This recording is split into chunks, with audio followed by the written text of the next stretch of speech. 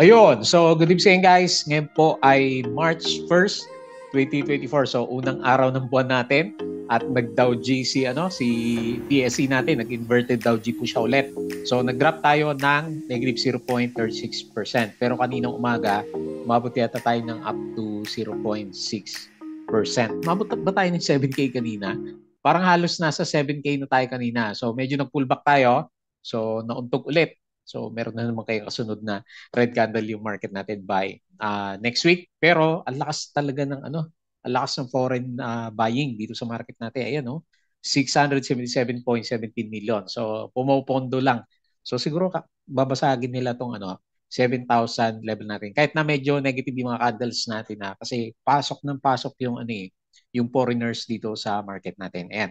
So karamihan ng winners natin for today. So makikita mo naman puro mga penny stocks yung gumalaw dito sa market natin. So talagang galawang cents o penny yung mga mabilis lumipad. Nagugulat na lang tayo eh. Bigla umangat yung mga stocks natin. So ECBC, so bigla na buhay. So after a few months na nag-drop itong si ECBC natin, kala ko magano to eh. Report sa principal eh. 23.93%. So makyat po si ECBC. Net foreign buy, 11.72K. More on yung nakikita natin more on price action pa rin po ng ating mga penny stocks. Kaya wala tayong catalyst, lumilipad po sila. Ayan, so PHA, another good day sa mga PHA holders. Kailan talaga medyo matapang-tapang yung yung pasok natin dito sa market. So nag-up siya 15.46%. Ang laki na. Nang ginalaw nitong CPHA natin, meron siyang 273K net foreign sales sa market. PLC, nag-breakout ba to? Mamaya silipin natin. Nag-close siya is Verde naman 1.39%. So unti-unti lang yung galaw niya. Pero tinatry niya mag-breakout si PLC natin. So meron siyang 71.07K net foreign buy sa market. Ionics, 1.63% nabuhay yung ating price action sa kanya pero zero yung yung foreign buy net sa kanya. Tapos CHP nag-pause at nag-drop siya negative 1.38%. Pullback daw muna si CHP natin. So meron siyang 469.96K na net foreign sell dito sa market. And then si ABA, so umakyat to kanina eh. Ayan. So kinain din niya 0%. At meron siyang net foreign buy na 1.36 million. Okay pa naman yung hawak natin na si ABA kasi verde pa rin naman yung percentage natin sa kanya. Yan. Congrats kung meron ka nahuli dito sa mga palundag-lundag na stocks natin. Yung mga blue chips, nagpapalitan eh. Yung mga winners kahapon, puro profit taking naman sila. Si Aboitiz Equity Ventures, nag-profit taking din yung 5% na ginalaw niya kahapon naman. Ayan. So, disclaimer guys sa mga bago sa channel natin, as usual, yung ating review is for education purposes lang po to So, huwag niyong gagamitin yung ating video para mag-buy, mag-sell, or hold ng stocks. Meron po kasing risk na involved sa trading sa market. Kahit na medyo makachamba tayo, may risk pa rin yan. Ayan. So, double check, triple check bago pasukin yung mga stocks na gusto mo. And as usual po, maraming salamat sa mga usual na nakasubscribe dito sa channel natin, nanonood pa rin kahit na trending stocks na lang yung nire-review natin. So for the coming few days, meron tayong mga promotional videos para kay To Trade Asia. So si Paymaya kasi mukhang pwede na maglagay doon sa funds sa kanya and then pwede ka mag-trade gamit yung Paymaya mo. So yun yung abangan nyo na lang po dito na bago sa channel natin. Subscribe ka lang and then join ka dito sa trading group or kung gusto mo, subscribe ka din lang and then check mo lang po yung uploaded videos natin. So medyo bitin tayo sa 1,000 views per day. Ayan. So anyway, yan po yung ating trending stocks, company review. Wala tayong mga upcoming na IPO na nababasa. Profit or loss, yung mga sample trades, basic indicators, technical analysis. So, time to study na naman kasi weekends. And then, building your fundamentals, yung mga risk management plus yung ating PSE stock market studies naman. Okay, so double check mo na lang yan. Sa crypto, follow mo ako, crypto games, follow mo ako dito sa Palabi Trader Crypto to. So, wala pa rin naman tayong bagong upload dyan. Di ba sumisi pa si crypto natin. So social media, follow po ako dito sa Palabi Trader na Facebook account para updated ka sa mga posts natin or dito sa ating Facebook page. Ayan, double check mo lang po yung mga posts natin yan. Budegi Peak, yung articles natin dito sa local market, dito sa US, and then dito sa crypto. Dadagdagan din natin yan. Antayin mo lang yung ating newspaper.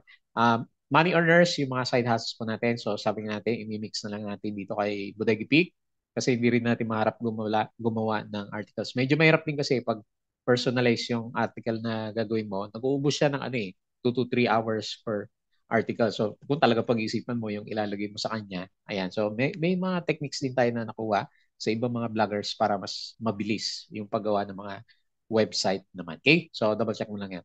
Tapos, dito sa Twitter natin, punta muna tayo sa summary. So, 6,919.59.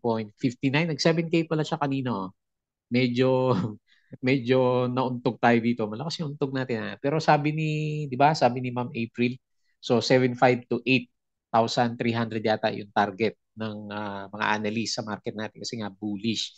So nakita nyo naman, di ba, araw-araw net foreign buy.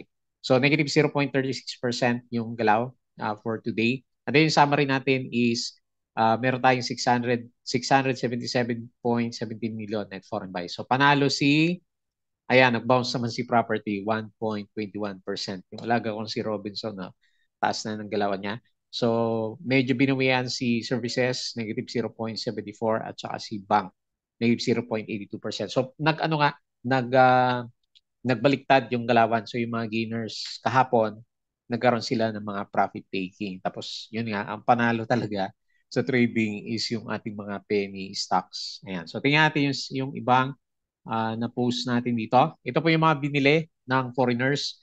BDO, BPI, China Bank. O, bumibili pa rin kayo BDO. MFC, MER, Manila Water, bigla ng breakout.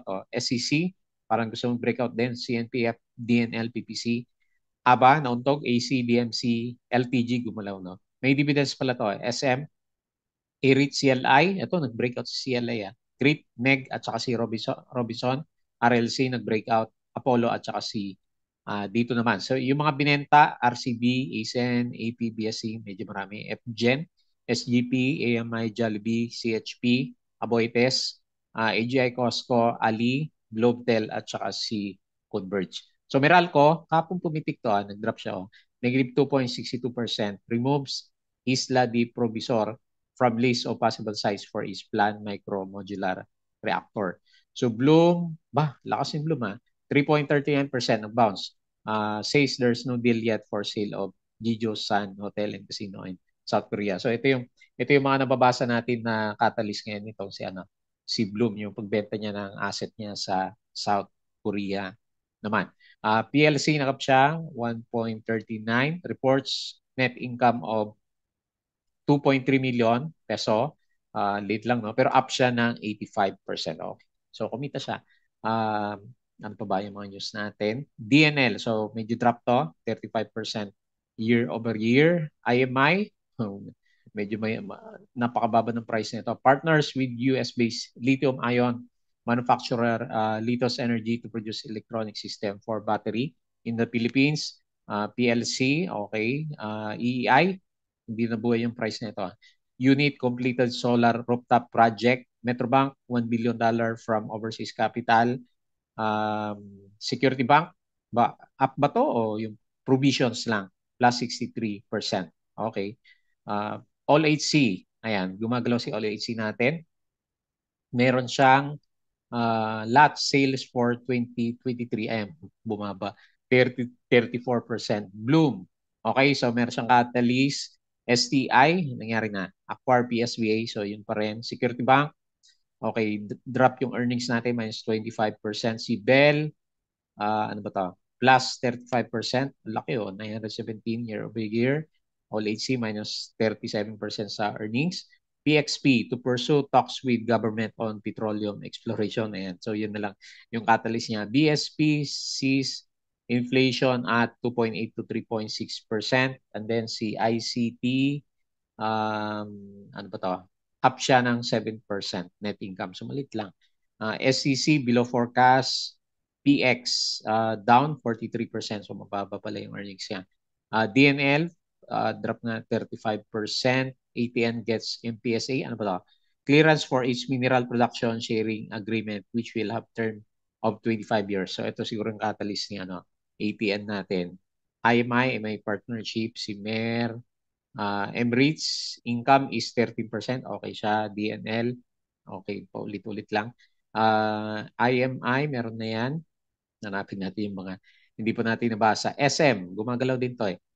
Companies core business will continue to grow. Tapos meron siyang pa-AI, di ba?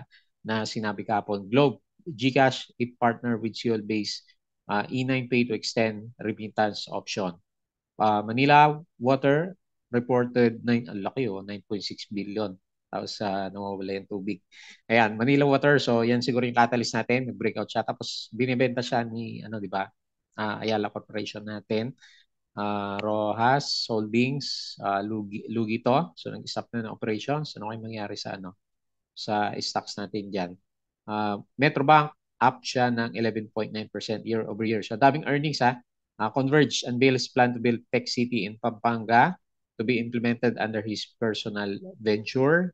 Pero okay, umakit naman yung price natin. Felipe Guzon gives up 39 million GMA shares. Ayan, bumibili siya ng shares. Yung ating executives. Sino pa ba? Nabasa natin yung iba. Naulit lang natin yung mga news. Summary. Hindi ko na-post yung summary ng US market. Okay? So, actually, very good naman yung market natin. Kailan pagdating ng closing talaga nag-profit taking na. Yung mga siguro malaki yung earnings kasi Friday ulit dito sa market natin. Okay? Ayan. So guys, yung ating Patreon, yung mga gusto pong mag-support sa channel natin, pwede po dyan or kung gusto yung sumali sa trading group, kung gusto yung makita yung mga tinitrade natin ng stocks, kagaya ni Aba. Sino ba yung isa nahuli namin? Si Ellie, nung nakaraan. So pwede mong i-check yung ating Patreon channel. So open po yan sa mga traders at investors po dito sa PSE market. Hopefully makatulong tayo sa mga kasama natin na nag-invest dito sa PSE. Ayan. So tingin tayo dito sa galaw na market natin. Ayusin ko lang ng konti para ma-focus natin yung chart. So Dow G ulit. So another pullback na naman ba tayo? Umabot tayo ng, saglit, sukatin natin na ang high natin is 7,005.30. Ayan. So meron pala siyang good catalyst kanina, kaya lang nag-pullback naman. Pero goods na, di ba? Nagta-touch na tayo ng 7,000. Sabi natin, ito-touch niya. Pero hindi niya break out. So kumbaga, meron naman net buy eh. Kaso binuhusan kasi yung mga winners natin kahapon. Sila naman yung yung naging losers kagaya ni na Aboites, di ba? So kung nag-steady lang sana sila, maganda pa rin, verde pa rin yung galaw ng market natin. So anyway, bullish pa rin tayo kahit na inverted Dow G. May retest lang ulit siguro tayo malapit sa MA20 dito sa 6.8 kasi red candle tayo pero andyan naman yung foreigners eh. Kita naman natin yung historical data ulit natin, berdeng-berde o blue na blue yung pasok po ng ating mga foreigners dito sa PSE market. Ayan. Good vibes pa rin tayo and then hindi naman broken yung yung trend ng market natin. Okay? So yan yung nakita natin dito sa PSE. Tingin tayo dito sa global muna bago o summary muna. Sige. So ito yung mga losers natin, yung mga winners kapon na yan, no? ICT, BPI, puro drop. Minus 2.48. Metrobank minus 1.69. Ali minus 0.57. SM minus 0.32. Meralco minus 2.62. Pero pinalitan siya, si BDO nag-steady 0.65. Pinalitan siya yung mga losers ni AC 1.92, SMPH 2.69, sino pa ba? Malalaki. Bloom 3.39, di ba? URC 1%, Converge 2.11 at saka si LPG 2.11%. Okay? So dito sa winners, ECBC. So akala ko magre-report sa principal si ECBC. PHA, so buhay na buhay. Yung mga traders natin, 15%, 33%. At makita nyo man, mga penny stocks, ani 8%, Balay, ba nabuhay si Balay saglit, nag-breakout to. 7.14%, Manila Water, ito nag-breakout to. So nag-breakout si Manila Water, 5.97. CNPF, laki din pala bumalik. Ayan, may dividends. Magkano ba to? 1.3%. Axilon 5.88, Primex 5.66. So mga penny stocks pa rin yung mga winners natin dito. APBI, Bloom, Emirates 3%, lalaki no. Lotto, nabuhay si Lotto no. Hindi ako makapasok kay Lotto kanina. Max, Robinson, ayan. So dito sa losers is penny stocks, kaya konting ingat. Minus 15%, Hindi naman pala gumalaw to kahapon, no? Si SLF, oh, so nag-drop siya 9%. Pumitik kahapon, pero sila lang naman, lima lang naman sila ng ano dyan, nagbuhusan. So SFI, so mga penny stocks talaga yung ano. Red Sea, nag-pullback, no? Kahapon umakyat siya eh. GGS, minus 3.66. Ayan. So, bakit ba ayaw ko tumaas yung GGS? TBGI, minus 3.38. Ayan, no? Nangulong na. Nakabawi ba si ano? Titignan ko si saglit CPG. Kasi nangulong siya eh. Ayan, nangulong ulit si ano, CPG natin. Or rather, nag-bounce pala siya, 1.64. Akala ko, red siya kanina. Ayan, sino pa ba? Si Tel. Ayan, nag-drop din, minus 2%. ICT, minus, ayan, ito, nag-profit taking na. So, minus 25 million, minus 2.01%. Okay? So, penny stocks at saka yung laglag ng mga blue chips. Si AGI, ano ba reason nito? Drop ng drop si ano, nag-oversold na si AGI natin, no? Okay, so yun po yung ating mga winners and losers dito sa market. Optimistic pa rin tayo kasi nag-touch tayo sa 7K ng market natin. Ayan. So tingin tayo dito sa ano, galawan sa US market which is mukhang mapula. Nasdaq futures minus 0.08, Dow futures minus 0.16, S&P minus 0.15. Pero kahapon, okay. Okay naman sila, maganda yung galaw. European markets, may konting mix pero mas berde. And then Asian markets is mix ulit pero mas marami yung nakikita natin na berde. Dito lang sa Malaysia yung ano, nag-drop. Pero dito sa India, 1.72, Shenzhen 1.12, Japan, Nikkei 1.9%. Okay? So overall picture is okay kahapon at saka kanina. Mamaya, ewan ko lang dito sa US market natin. Crypto, so malakas pa rin, 62K si Bitcoin, 3.4K si Ethereum, nagpo-pullback siya. So ang taas nga naman kasi, 405 si BNB, minus 1.56%. Dodge, nag-drop po. Tapos Shiba, yung mga memes natin. Sino ba to? 15%. Tau, USD. Ayan, so nag-up siya. Pero dito sa chart niya, sa bandang kanan, puro berde. So anyway, good vibes pa rin naman yung ano, yung ating cryptos. Ayan. So punta tayo dito sa ano, mga trending stocks ulit natin. Tingnan natin kung ano, hindi natin mahuli itong mga ano, yung pinagpipitik na stocks. Kailangan nakapwesto ka na talaga eh para makuha mo yung ano yung galaw ng ating mga stocks. So unahin natin dito sa listahan natin si ECBC. Ayan. So talagang pinitik si ano ECBC natin. Ayan. So malakas yung galaw, 33%, 7 million yung pumasok. So kayang-kaya nilang pitikin yung ating price action. So nagberde siya kapon pero ilang araw na siyang ano, 'di ba? Nag-breakdown dito sa support. So ngayon break out niya dire-diretso. So tama-tama sa panahon ng penny stocks. So nauntog siya ng konti pero may breakout sa MA100. So next na resistance is 0.8 psychological, no? So ngayon tingnan natin kung siguro kung may 7 million ulit, kakayanin niya ibalik dito sa level na to na siguro dito yung pinakamalakas na resistance 0.89. Ayan, so too late na. Too late na ba tayo dito? Laki ng galaw niya, no? So umabot siya ng 37% pala kanina. Ayan. With regards sa catalyst, wala. Wala. So, naghahanap talaga ng pipitikin yung ating mga traders. So, dito naman sila babawi kasi mantakin mo nga naman, oh. Kung nakapwesto ka, di ba? 33% yung galawan ng market natin sa kanya. So, very good.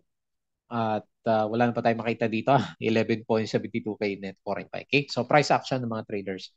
Yung nakita natin kay ECBC. Meron pa ba? So, kabang-abang by Monday. Next, PHA. Boy na boy si PHA. Second day at in just 2 days, nagano siya, no? Yan ba to? 40% kaagad siya. Oh. So, tignan mo nga naman. So, akala mo, patay na yung price action niya, no? So, ilang taon yan? Isang taon, no? Isang taon yung, mag-isang taon yung downtrend niya. Then suddenly, after 2 days, parang kinain niya lahat ng ano ng losses niya. So anyway, super parabolic si ano. Siguro pwede dito ang ano Fibonacci na trend base kasi malakas yung ano niya eh. Hindi na kaya. Hindi na niya kaya. Sakto lang siya, oh. Sakto lang yung ano niya. Pero breakout kahapon, nag-breakout dito. Ang dami niyang ano, ang dami niyang channel na ano na breakout. So hindi pwede yung ano hindi pwede yung extended Fibonacci natin. So support and resistance na lang. Okay, nag-breakout siya. So resistance is 0.234, support.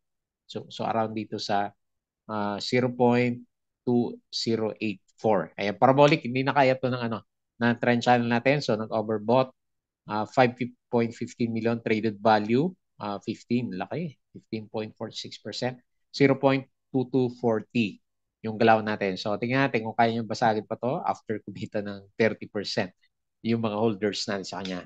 Grabe yung mga pitikan natin. Next, PLC.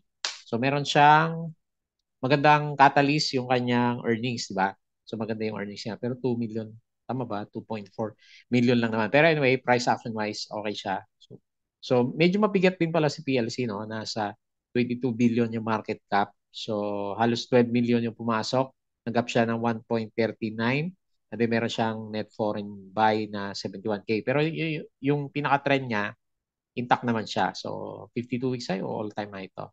52 weeks high si ano. PLC natin, ang pinakamalapit na resistance dito sa may point 7657 which is on the way naman siya. On the way naman. Ayan.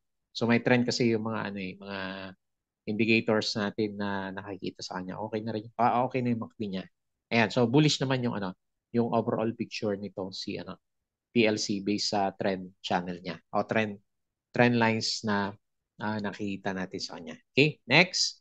Ionics. Mga ka-Ionics, nangyari sa'yo. Nag-bounce, which is very good. Another higher low, di ba? Another higher low. Ito yung isang low. Ito yung low na isa. And then ito yung low na isa. Ayan. So, uptrend, di ba? Basic definition ng uptrend na chart. Okay. So, ito yung channel.